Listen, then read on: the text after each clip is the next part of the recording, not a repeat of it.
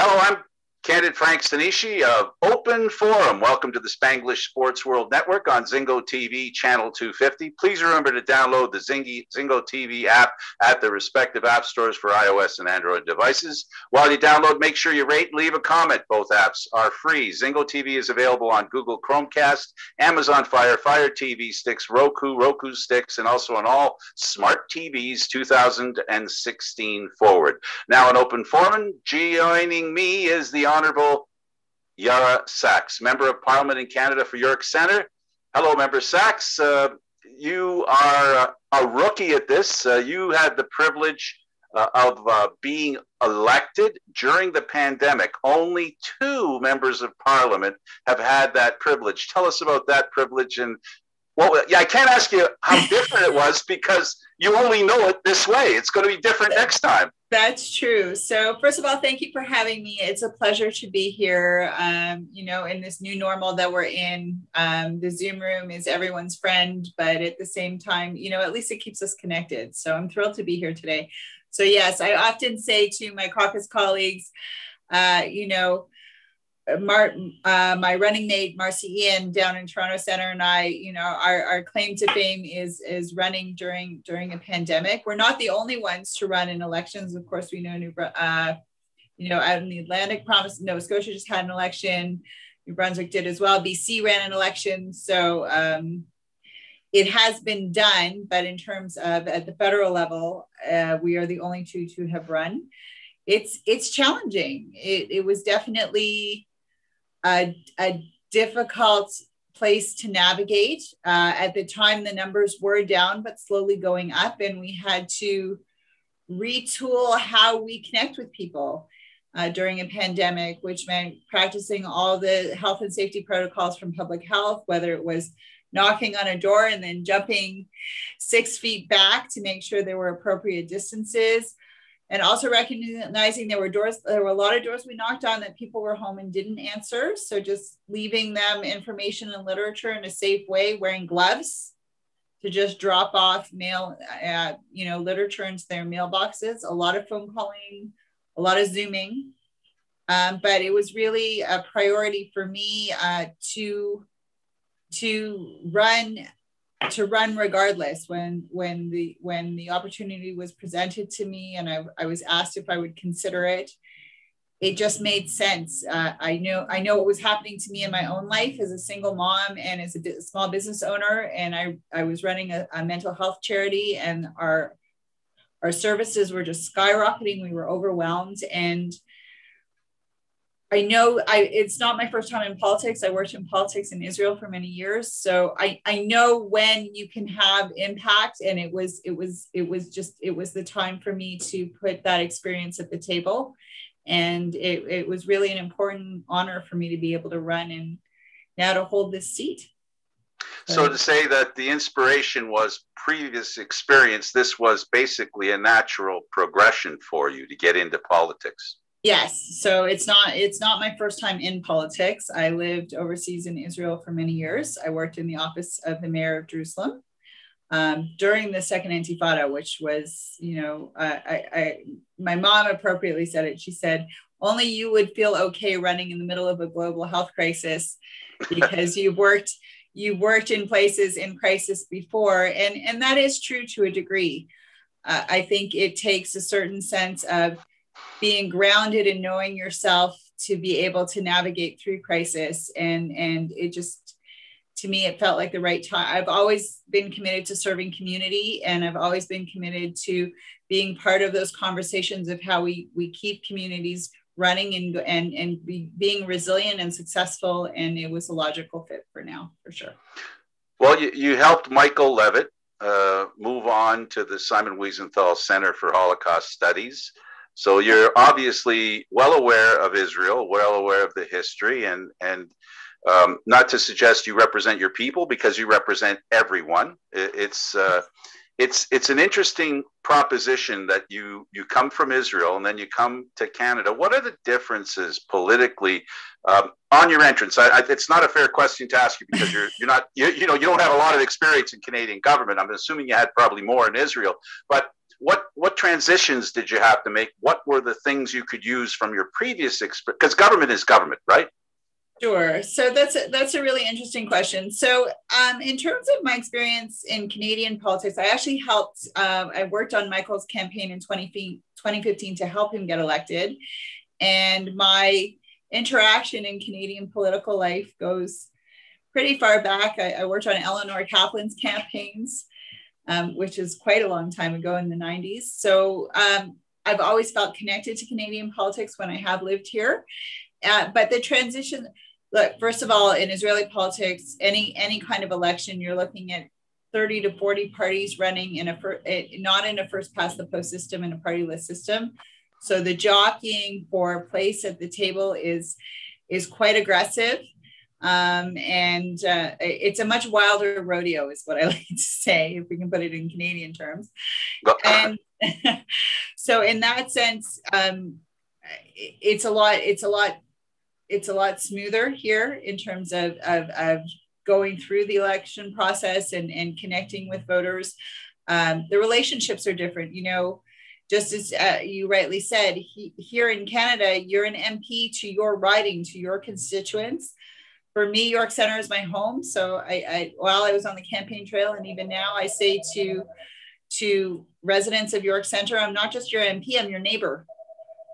And I live in a condominium building here in the riding. So there are folks who literally are my neighbors and know how to reach out to me and connect with me. So there's a much more personal connection on the local level, even in federal politics here, as opposed to Israel. In Israel, you represent a party.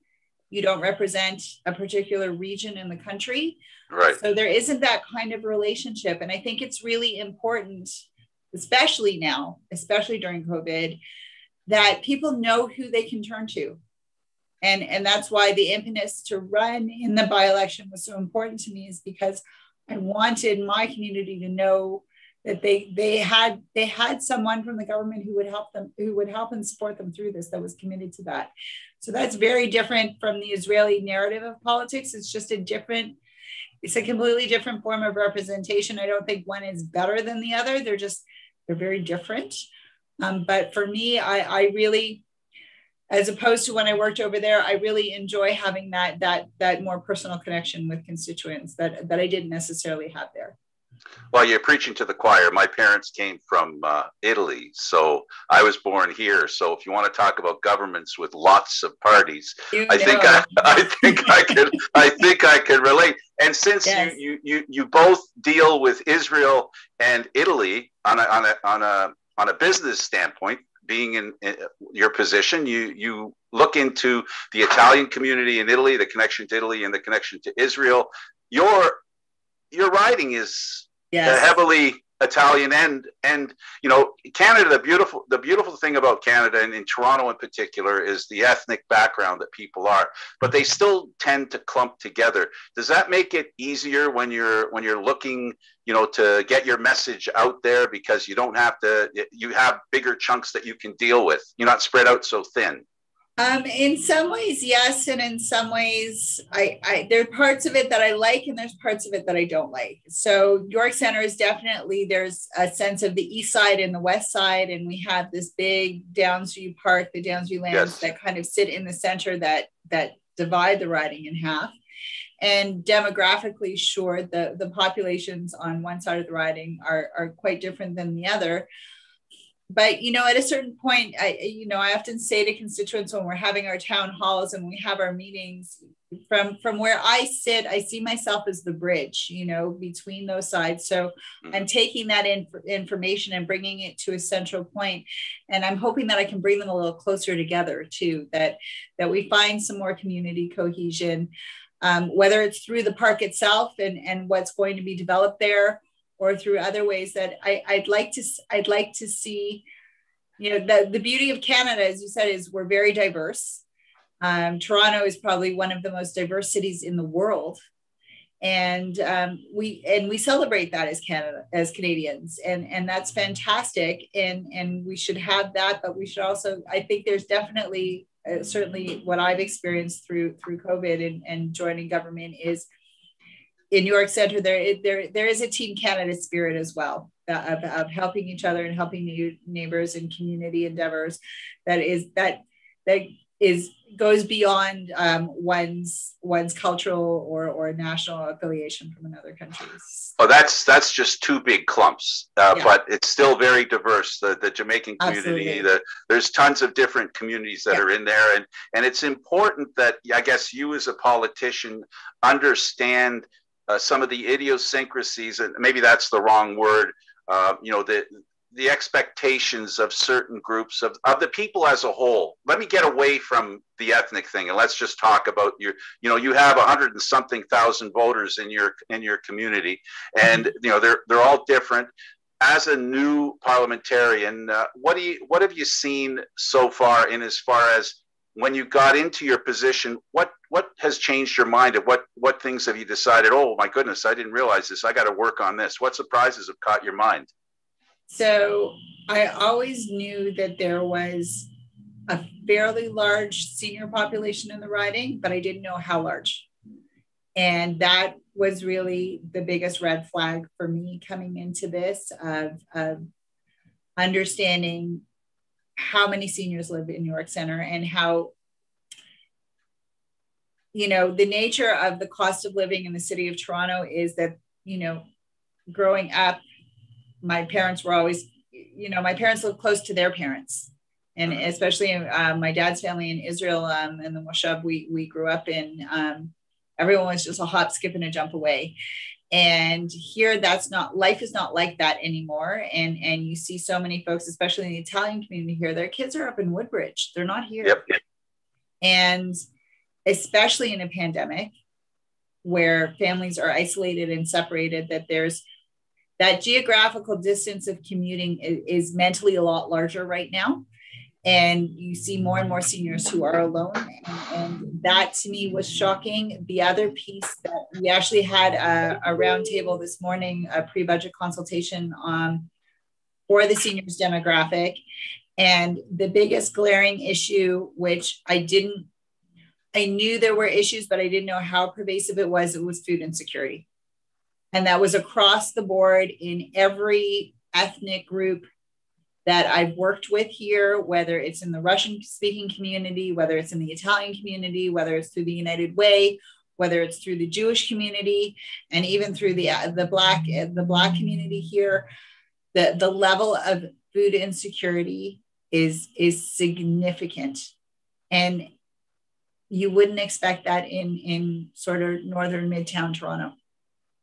That's not a surprise to me. One of our earlier shows back in the summer, I spoke to some people who put that together and who deal with it. And the pandemic has been an extra challenge. So, I can tell that you're interested in that. And it's a beast that'll be hard to tame because it's so pervasive in an invisible way. That's the problem. You can't really see it. It's sort of, you almost have to trip over it. Even though you're trying to look for it, it just surprises you. That's been my experience as well in noticing that. So that's a challenge. And that's something, there are other things that in Canada we assume a lot. We assume things are there for us, like healthcare and all that stuff. When you're working your position now, you have the opportunity to look at the community and get a more real picture of it. How concerned are you with juggling the fact that you don't want to be an alarmist and worry people and try to deal with an issue at the same time? So I think first and foremost, and maybe this is just the way I go about things, is I don't see as having conversations and getting information as necessarily a trigger of alarm.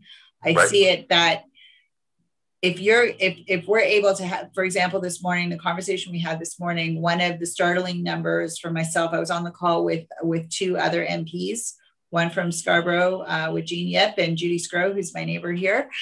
And one of the members on the call said that the hardest part during the pandemic has been to identify who needs food, because they're not, just like you said, it's a secret, it's a hidden number that we don't know. But that if we don't get to them, especially in the senior population, people will die. And that was, let's say, the alarmist statement. But then, you know, as a government, and these are conversations that I've been having with Minister Hussein, who's my neighbor just to the south, in the last few weeks during the budget consultations, we've been talking exactly about this: is what are the we know it's there. So I don't feel alarmed. I feel empowered for action, because we're talking about this now in a very serious way with the stakeholders at the table, and we're in real time having those conversations amongst caucus and with cabinet to say we need to address this now.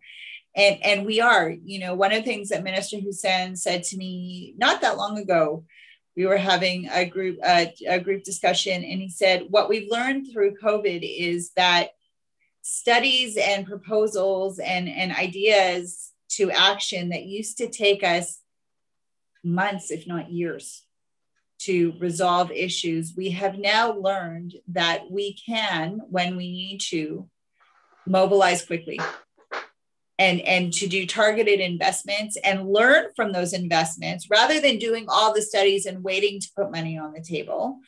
We're in a situation where we're putting money on the table in increments, studying from that, and then adjusting and investing more. And the results from that are tremendous. And this has been the learning curve in the pandemic. So I don't see it as alarmist information. I see it as the learning that we need to do to mobilize well, not just for COVID, but post-COVID, or when we get back to a normal, is the learning is also in how we manage that we don't let things slide.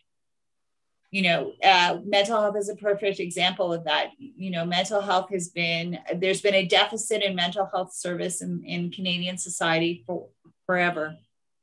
And we can't avoid it anymore. And those conversations are happening now. So I don't see it as alarmist. I see it as this is, you can call it the kick in the pants, whatever you want to call it, to take action. And I really, to me, that's what I love to do. So I feel like it's an appropriate time to rise to the challenge. Just to be clear, I wasn't referring to you looking at it as alarmist. Is that when you're dealing with situations, the public sure. sees things, and you know, today we live in a society where if you say something on Twitter, if it's the slightest awkward, it becomes amplified as even worse. You know, so sure. in that environment, being a politician today must be very challenging. I think it's all in how you take it. I'm not a fan of knee-jerk reactions in life, and I've tried to take that approach on Twitter as well. In the social media spaces, there are definitely people who have opinions, and as they should. And I'm happy to listen, and I'm happy to converse on them respectfully. And if someone isn't respectful, I just, you know, my yoga teacher used to say to me, no response is also a response. And, you know, I'm always happy to sit at the table and have meaningful and even difficult conversations. I don't shy away from tough questions. I don't shy away from difficult conversations, and I don't shy away from criticism, as long as the form is respectful. Twitter, as we all know, it can be a sewer at times in terms of opinions and rhetoric and vitriol. And I think it's all in how you approach it. You can choose to engage, and you can also choose not to. There are people watching. You can leave it at everyone who's quiet's decision. So you see, you don't necessarily have to go by the people who are actually typing. You can actually, in your mind, say to yourself, this is what I say all the time to myself. There are people watching. So when somebody says something that's untoward or in a nasty way, you don't have to engage, because the people who are watching that tweet know, or you know, it's like a conversation. We forget sometimes, because I guess some people forget that more than the people who are interacting are watching. There are outsiders that are watching as well, and they're judging the conversation. Sure. So you can't go down to their level, because if you do, then you become just like them. And your point to not engaging, that's why now today, whenever you call a government agency, they don't have to listen to you, even though you have a right to be upset. Let's say with the sewer in front of your house, you can't start yelling at the person on the phone. They have every right, and they're told they have the right to hang up. And That's I think we should do more of that in society. We should hang up on that kind of behavior as best as we can. Let's get on to some good news. With my father, we had a woodworking shop on the bridge across from where you're planning on doing some work at what used to be called Downsview Airport. In fact, one of the guys that was in our shop used to make Orthodox caskets, which was it was an interesting experience. It was a cultural awakening for me, you know, and it was an interesting experience. Now let's go to Downsview Airport. I've been there. We cover TFC, the soccer club. I've seen where they filmed the show Suits. Yeah. And it's on the brink of becoming something, from what I understand from my insiders, not to mention his name, Eduardo, that possibly there's something going on there that might be a lot of fun and something to be very proud of in your community. So the short-term good news is that the hangar has been designated as a mass vaccination site for our area. And the city of Toronto is preparing and setting up and ramping up. And on the good news front, our Prime Minister announced today the floodgates are opening on the vaccines as of next week. And we will have 4 million from Pfizer in the country by the end of March. So we're thrilled. You know, John Tory's been a terrific partner with the federal government in keeping Torontonians safe. And it's such a pleasure to work with him because he always finds the positive in what we're doing right now in navigating through this and also being candid and frank when the moments are tough, and to be able to share that news with him a few days ago about the hangar and the site that it will be to service York Center. And really what we were talking about earlier, that Downsview is really that bridge between the East and the West, and that it will be the main vaccine hub for here is terrific news. In addition, we are moving forward with the planning and the zoning for the area. City Hall will have what to say on it on February 21st. And I'm excited for what comes next for York Center residents. It's been a long time coming, this moving towards a secondary plan. And really, I have to say, between CLC and Northcrest, we have some great partners who are very dedicated to the community consultations that are going to come with it. I came into this race during the by-election, and having met with Northcrest at the time, said my priority is really that we're building a community with intention. So that means that we're really bringing the voices together at the table. And as we said earlier, not everyone will have nice things to say. They'll have lots of opinions on what we should be doing on the site and how we use it. But we really do have partners who want that. And I'm looking forward to being that vehicle of creating a basis of trust and excitement and really creative input on what to do with the site. So lots of good things happening for Downsview in the future. And I'll be honest, during COVID, I miss True North climbing. It's the place where I rock climb with my kids. And I'll be really excited to see those spaces open safely when they can as well. It's really a hub for the community that we want to celebrate and develop even more. Well, Pope John had a mass on Downsview Park property, so you know it's not. Remember that. It's a very significant plot of land. It's been discussed that they put a new hockey arena there. It's been discussed. Well, it is actually happening. The soccer team is expanding a little bit there. MLSC Sports is using some of that land for their teams. So it's becoming a very vibrant place. Where I grew up is just south of you, just at I lived at Dufferin and Lawrence, and that corner looks nothing like it did when we were originally there decades ago. It's changed. How do you keep up with the pace of change? And you've alluded to it a little bit, where sometimes making change, not everybody is 100% behind whatever direction it's going. Your youthful look at things. You're a young woman with you said you're a single mother. You have the experience that a lot of people are talking about. That you have. You can help us to understand what it's like to be a single mother doing a pretty important job. Something. What is that like? How are you, as a human being, how are you dealing with your position, your family, and missing taking your kids out to the rock climbing? Rock climbing. So, you know, there's the positives and the challenges with COVID. You know, in pre-COVID life, I always say you know, the expression is it takes a village to raise a child. And in my case, as a single mom, I've been a single mom for a long time. I literally have my village to help raise my children. That includes grandparents, it includes friends, it includes carpools and after school programming. But there was a lot of commuting. And I also was in the position where I was running mental health charity. I was also running a small yoga studio and teaching as well, and helping my family out with their business. So there was a lot of wearing of hats and shifting, which I think most families experience that today. You know, you've got your fingers in lots of different pies, or you've got lots of balls in the air. And what happened with COVID is all the balls dropped.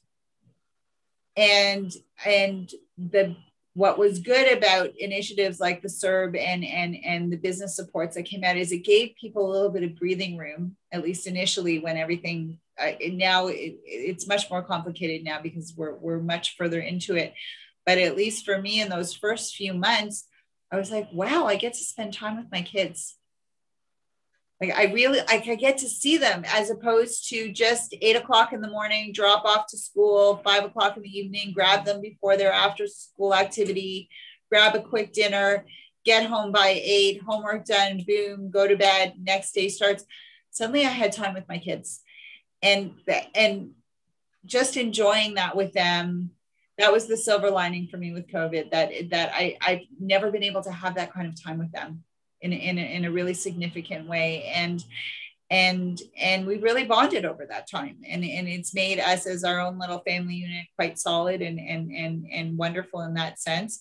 Is it challenging? Sure. Do I like that my kids would rather do online school in bed than go sit at the desk that they have in their room? It's not easy. Getting them outside to walk includes bribery with Starbucks and other things at times, and creative solutions to get them moving. They really miss being with their peers. And also seeing how our kids thrive or don't thrive differently in these spaces. My older daughter would be more than happy to continue in online school. She's a teenager. She's in grade 11. My younger one said to me the other day, quite profoundly, she said, I'm really ready to go back to school because I focus better in the classroom than I do at home. So, you know, it's, at least for myself, it was giving myself permission to not get it all right. And that dinner sometimes happened at 7, or sometimes it was breakfast for dinner, or which was like cereal and milk. And we were all kind of strung out and tired. And that our pace changed. And that was really great. It's changed again now that I've become an MP. There are days when the house is on where it's intense, especially when we have voting. Voting can take anywhere between 4 or 5 hours now to get 4 or 5 votes through, and you're on camera that whole time. It's very intense. But I've learned to manage my time with the kids differently and manage expectations, and to also recognize and to say to them, I'm not always going to get it right. You know, I think for parents, giving themselves permission to let it all go a little is an important lesson through this, and to really carve out space for themselves. You know, sometimes I shut the bedroom door and I'm like, Mom needs an hour. And you can relate. No, we all need it. No, we really do. And I think we should be able to say that. Absolutely. It's really important. And that's where the mental health comes in for me as well, is that, you know, to thrive for ourselves in the mental health space, it's about sleep. Yes, it's about nutrition. Yes, it's about getting that exercise. But it's also, you know, self-care is also taking care of others.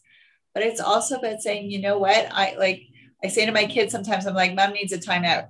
Like, I need to put myself in timeout because I need that space. And I think for parents, you know, if there's one thing I can say is, like, I feel you.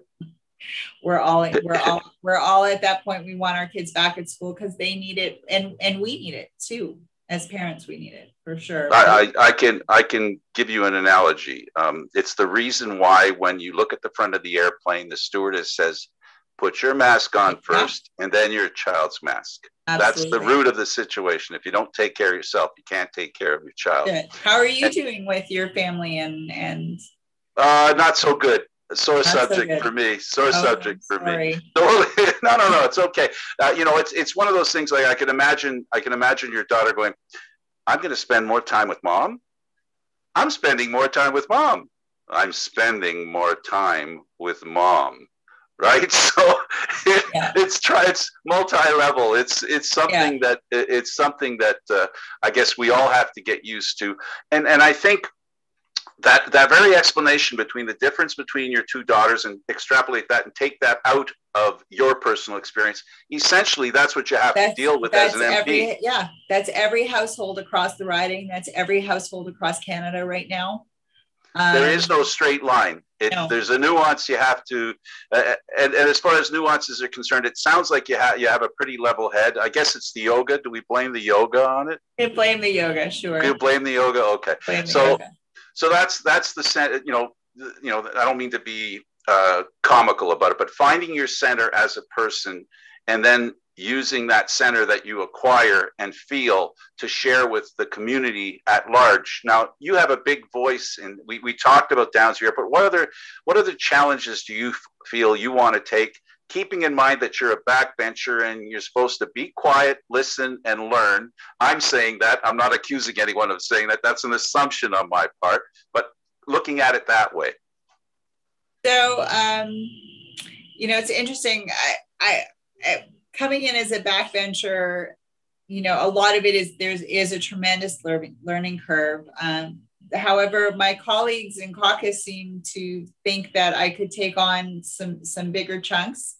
They put me on the Environment Committee, and they also put me on Foreign Affairs, which are both very big files. And both of them are files that are close to my heart.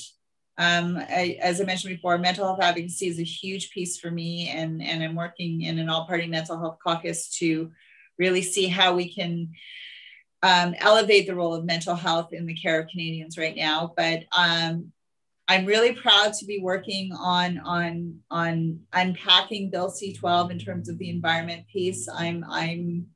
I say I'm plant-based for the planet. I've been a vegetarian for a long, long, long time. We can blame the yoga if you'd like.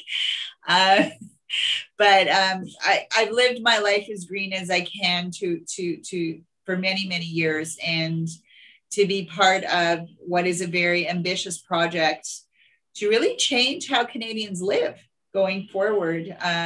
It is something that I'm really excited about. And I don't see that as I'm a backbencher, but to be involved in that process is tremendous in the thinking and the evaluating of it. And with Foreign Affairs as well, we're looking at the commitments that we've made overseas during COVID to help communities around the world. I know there's a lot of misunderstanding of the COVAX program and how we invested in it. Are we taking vaccines from third world countries? We are not. We invested a lot of money in that program in 2 envelopes, one for Canadians and one for where we would help elsewhere. And that's part of who we are in terms of our foreign policy. I'm proud to be part of the thinking process that goes into where we create sustainable assistance for communities elsewhere in the world to succeed and thrive. And my colleagues seem to take my experience from living overseas and the work that I did in Israel to add to the conversation, which I think is great. So those are things that I like to work on here as well, especially the environment piece. Downs View, I don't know if you know, we have urban farms here at Downs View Park, and we're growing more. We're preparing for another 10 acres. The original acreage will become part of the new community center plan, but we see green happening right here in York Center, and I'm excited to share that with the community for sure. You talked about food. You talked about a direction you prefer.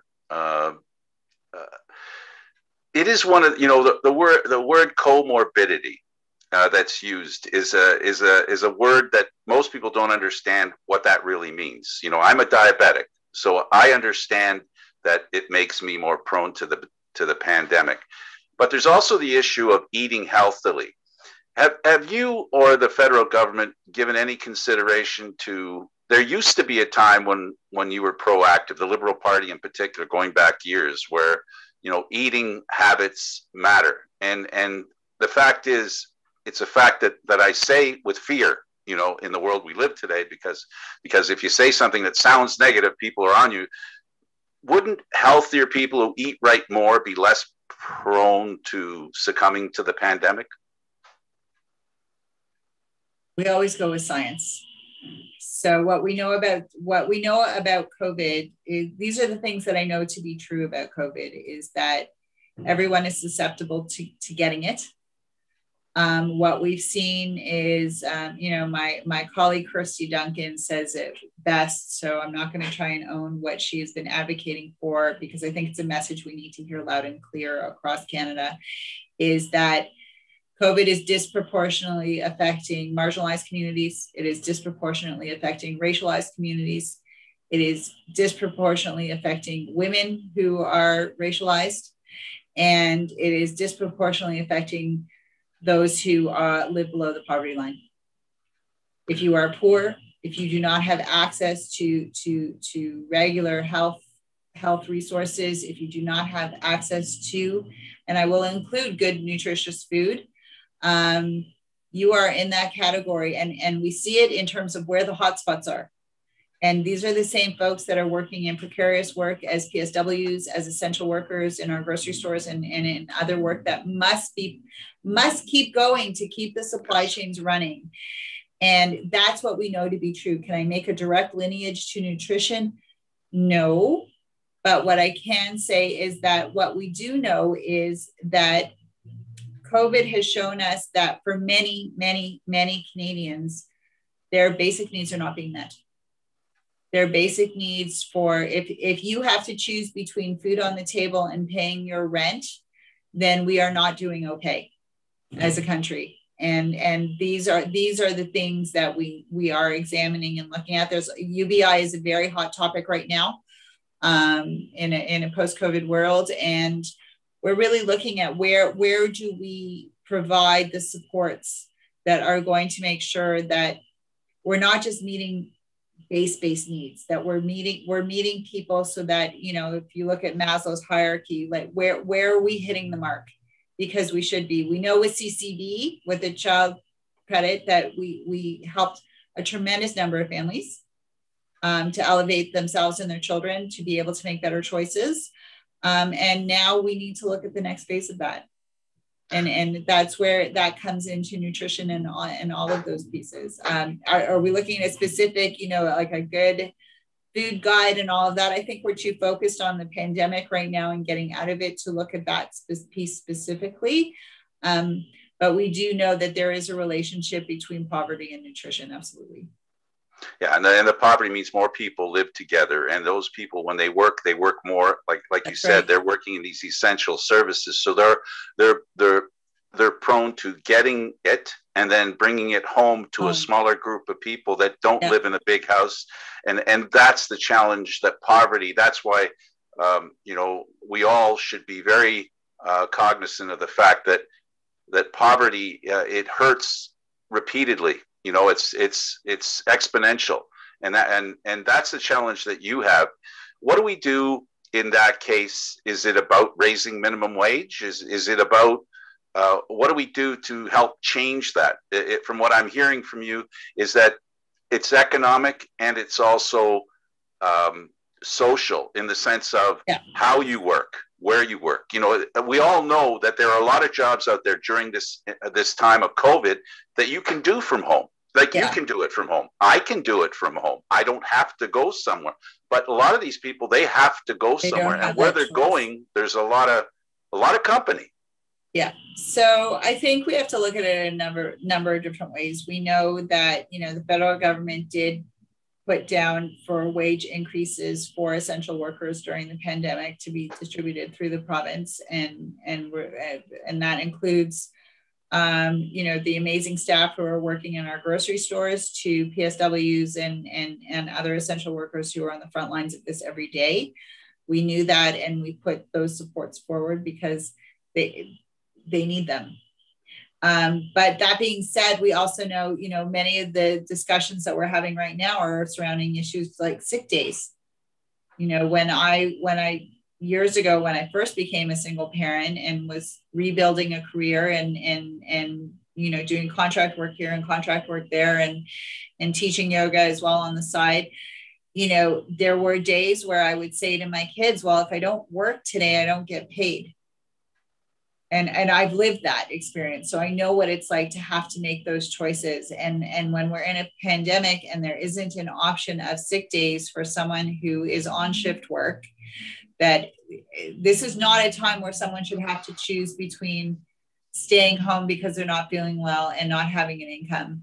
And we address some of that with the sick benefits and the CRB. We know from a federal level that that's what we could do during this time. But we also know that we have to look longer term than that, because even prior, when the Liberal government came in 2015, there was a lot of talk about helping youth in the gig economy, helping young people who were coming out of university who, I was a gig economy worker before holding this seat.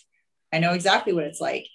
And to not have the benefit of EI, and like, if you could even contemplate being afford to pay into your EI or your CPP, which for many in the gig economy, it's a luxury. It's a luxury that they can't afford. And that we've gotten to that point means that we know that we've hit a wall with these systems and that we have to retool them. We cannot retool them all at once, but we know that we need to work with our provincial partners on how we change how workers work, because no one should have to make the choice between going to work sick or not being paid. Because it drills down to, again, that if access to health means that you have to be middle class, then the system is failing. Please expand on the gig economy for those that may not know what a gig economy is. Oh, for sure. So gig economy is that you do not work in one place of business, that you may be from contract to contract, utilizing your skill set with multiple companies or multiple businesses, big and small. It could also mean that you maybe work with one company, but they have the ability to not hire you as full-time and pay you benefits, that they just keep renewing your contract after contract and limiting your hours so that they can get the most out of your valuable skill set and time without having to incur the costs that come with having you on as a full-time staffer. It means they don't have to address vacation pay, sick days, and all of the other benefits. It's also a generational thing. Like my parents' generation, you had a job and you worked in that job. Sometimes you worked in it for 5 years, 10 years, 20. Some people worked in their fields for a lifetime with benefits and pension packages and so on. And that's not the world we live in today. And it's certainly not the world that our young people coming out of university now are going into either, alongside being loaded with student debt. So we have to figure out, the perfect example is when COVID hit. If you hadn't been paying into your EI, the perfect example, I was out for dinner on the Saturday night before the lockdown, and the JCC here at the Prosserman where I taught, I was actually going to be covering for a teacher on the Sunday to teach a yoga class. And the fitness director sent me an email Saturday night and said, don't come to work tomorrow. We're locking down. And didn't hear anything after that for months because they didn't know what answer to give. And the entire fitness industry, for example, are gig folks. They're self-contracted. There was no safety net for them. Serve for them was a lifeline. My business is like that, construction. You're self-employed. Sure. And there's right? many industries. Self-employment, basically. So gig and self-employment would be an older term of the same thing. Exactly. So, and there are many, many industries where businesses and I don't blame the businesses for this. There are many businesses that they wouldn't be able to be profitable or hire people if they didn't work in those pay structures. It's not a simple math of pointing the finger at one side or the other. It's the nature of how our businesses have been able to navigate the system. And we know that the system needs to be looked at. It's not sustainable this way. And we do know that, and we're looking at it now. Well, you have your work cut out for you, because I'm old enough to remember the times that you're talking about, and we, like I said, part of the conversation, I said we as Canadians expect so much, and sometimes, unfortunately, and you're the one who's going to get the phone call, you're the one who's going to get the email.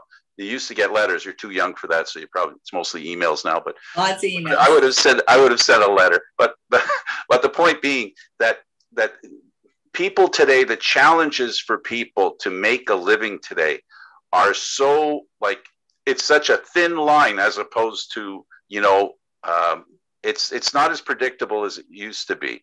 And survival means you have to do whatever you can. So as a person, a younger person, you're politicians, many of them have been in politics for very long. You've only been here for a short time. How do you deal with those issues? I can hear it in your voice, and I can hear how it, I don't want to use the word bothers you, but you are aware of the difficulties of being a single mother, because they refer to wonderful people like you when they say, this economy, for example, the pandemic is hurting women by 80-90% more, because they're usually the caregiver. So they're the ones that have to stop working so they can teach their children if they're homeschooling. That's another challenge. Yeah, absolutely. And I'm doing that now as an MP, and it's not easy. I often say to my staff, and I remind them in how they schedule my day, I said, please remember that I am the line cook, I am the tech guru, I am the math tutor, and I am also the MP. So everyone needs my time, and I signed up for this. So I knew what I was getting into, and I also prepared my daughters for it. We had long candidate discussions before entering into this space. But, I have the privilege, and it is a privilege, to represent York Centre now, and have the means to make sure that I have the supports in place, even if they're online supports and additional help of ordering in groceries or ordering in takeout or what have you, to make my household run while I need to focus. And I have staff.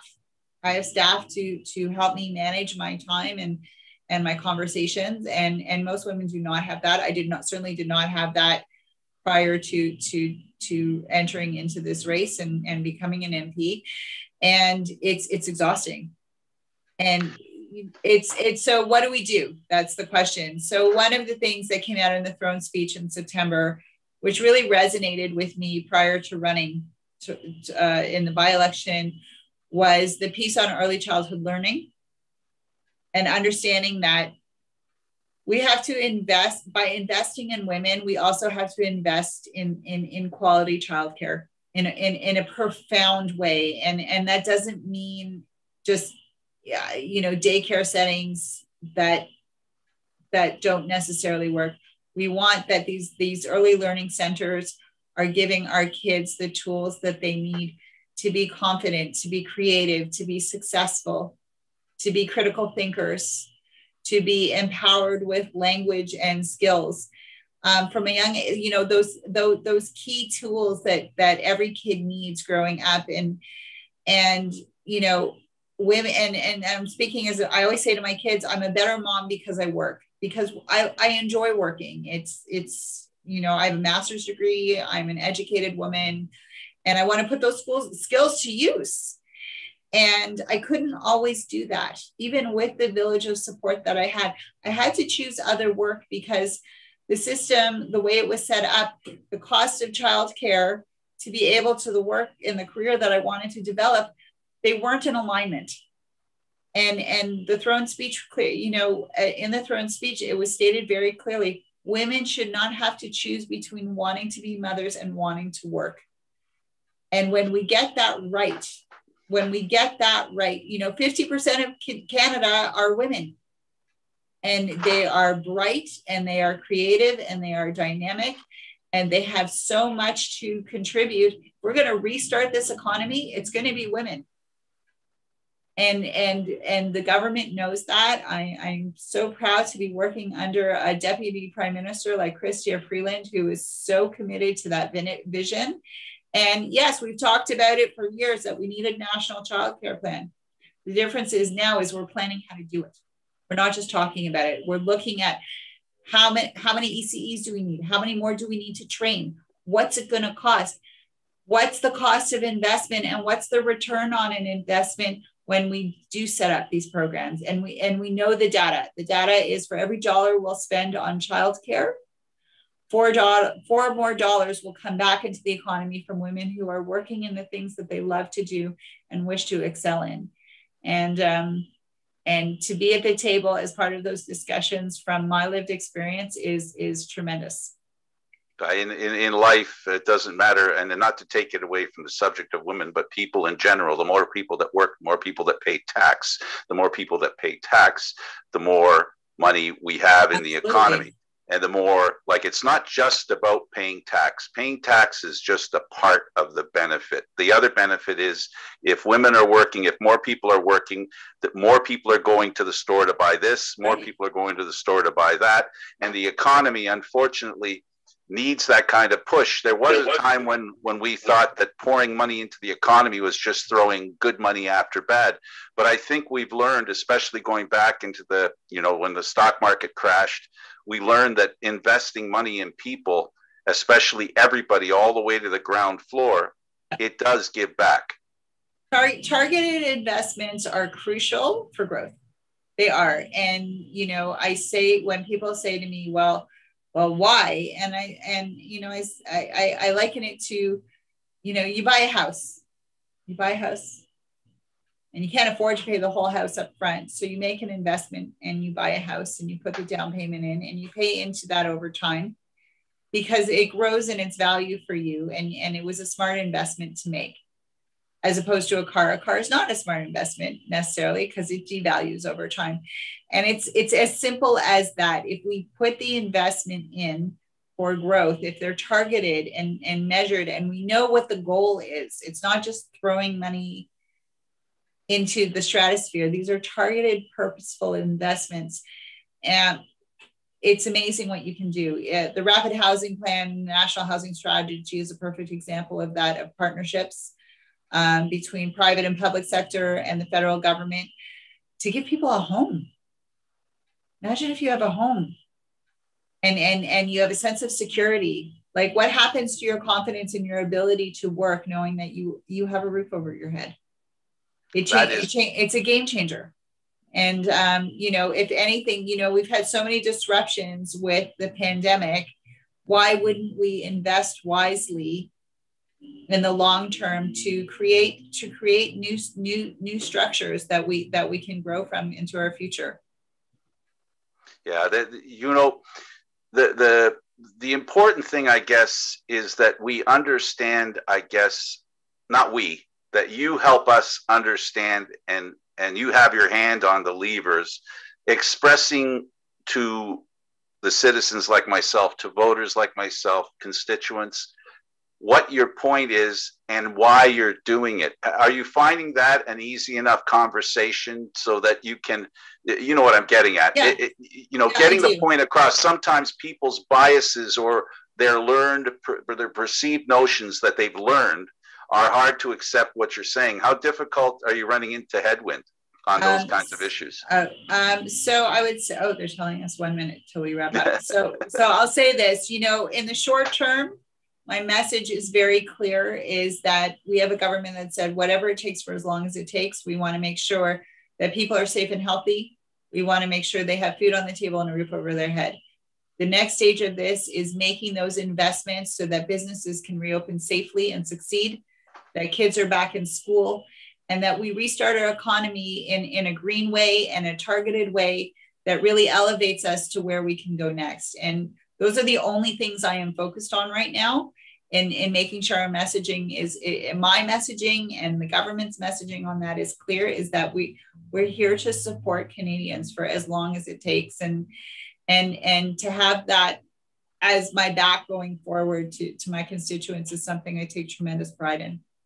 I leave you with the final word. Thank you, Member Sachs. Thank you. Thank you so much for this. It's been a great afternoon talking to you. And stay safe, everyone, and healthy.